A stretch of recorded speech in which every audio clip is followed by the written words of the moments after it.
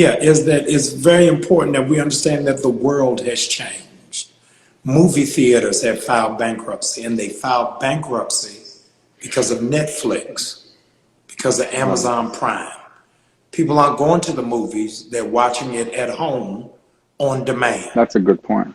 Yeah, your wife last Christmas, oh, and I've never met her, I don't know her. Your wife last Christmas got more gifts ordered online than in a mall because the Hmm. shifting is now happening. Hmm. Culture changes every 4 years, church culture changes every 20. So most churches are 15 years behind schedule. Hmm. So the average church in Canada thinks that they are cutting edge because they're on Facebook, but their children are on Snapchat. And so now the church is going to have to catch up with the times and technology. What's going to be very critical, that is the missing integer because of COVID, is that we are now basing the strength of the church on viewership and not on discipleship. And so we counting how many clicks did we have, how many Oh, oh, views did we oh, have, oh, oh. but are we making disciples out of those that are viewing? Hey, you're gonna have to expand on that, Dr. Jamal. I feel like you got more to say. 'Cause Yeah, let's, no, yeah, go ahead. Sorry. yeah, I think that pastors in ministry are going to have to figure out what is their content and their curriculum outside of the worship experience.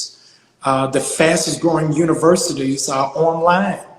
Harvard University will have no in-class for 2021. Watch this, but the tuition's the same. The Hmm. tuition is the same because no matter where you got the information, it's still valuable. It's still And the church has got to understand that my worth and my currency has nothing to do with proximity. Even if you are praising God while eating pancakes, wearing pajamas, you still have to pay your tithes. So our sanctuaries for the next generation, and I know a lot of church people are going to be angry, our sanctuaries in this new dispensation are just studios. No way. You're gonna have to expand on that one. You can't Yeah, just drop a bomb like this. You're gonna have to expand on that the one. bulk of the people who are part of your ministry will not come in your building. They're Okay. working from home. They're going to school from home.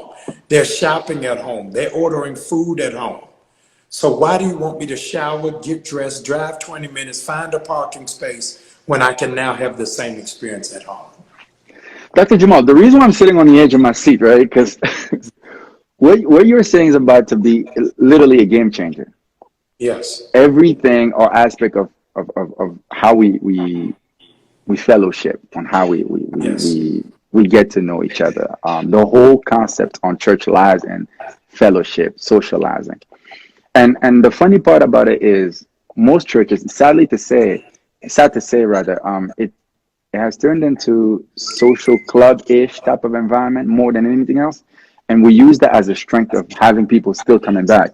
So if what you're saying is true, which I believe as well, then what's going to happen to all of that? The social club aspect of what really sustain local churches. What are we going to Yeah, do what are we going to do with buildings? I think that we're going to have to find another way to reimagine. We have witnessed in our lifetime the birth, the life, and the death of mega churches.